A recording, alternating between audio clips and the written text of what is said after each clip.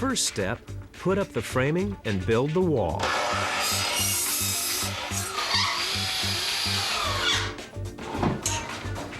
Those bunkers are big.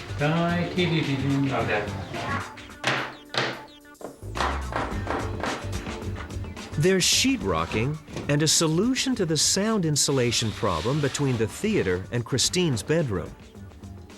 This is the product named QuietRock, and what is here is like two pieces of drywall, 1/4 inch each, and there is a piece of metal which is glued in between, and this actually stopping lots of sound penetrating the wall.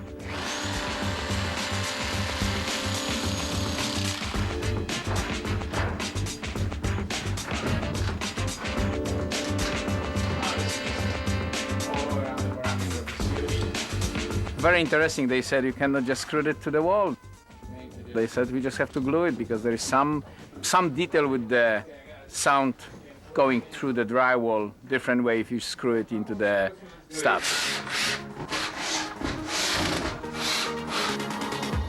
Next, simultaneously, Patrick and his partner Scott pull cable for the audiovisual equipment. Jacob and his colleague Chris build and wrap the box columns as well as put up the sound insulation. You're so cute. And Gideon will run the power. For Gideon, a dedicated power source is critical. So behind here, we have our circuit panel. And this is where the power is sent to the whole rest of the house. And it runs up, and it's strapped every 3 feet all the way across the top plate, and it enters into the ceiling, which is where we drilled into the floor of our new room. Okay, so here we are. This is our dedicated circuits from the main panel. This is where they enter into the room. And from here, we have the wires coiled up under here, and we'll need to get them over to our main power boxes for the stereo equipment, the subwoofers, the lighting, all of that. So we fish the wire through the floor, and it comes up through this wall, and it terminates here, as you can see. Comes up in, and it'll go into this box, and we'll call it, this is our central location for all our power. This kind of looks like a mess right now, but this is feeding the whole rest of that room.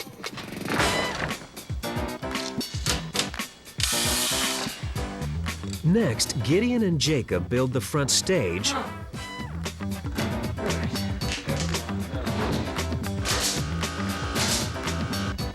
and the rear platform. It's designed to elevate the back seating row and deliver unimpeded sight lines.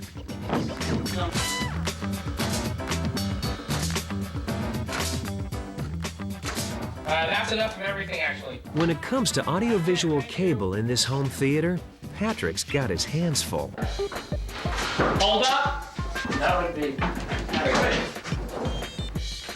Okay, so here we are in the room that will become the family's home theater room.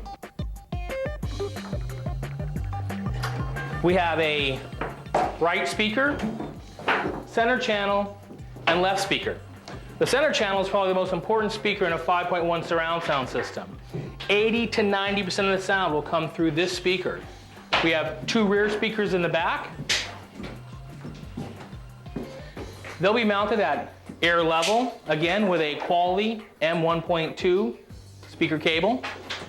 We'll have a projector mounted on the ceiling, a high definition DLP. Then Jacob gets down to his specialty, sound insulation. Let's go.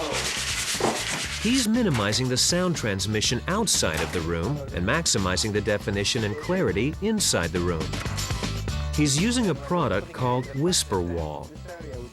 Beginning with a track called an extrusion, he outlines a rectangular area.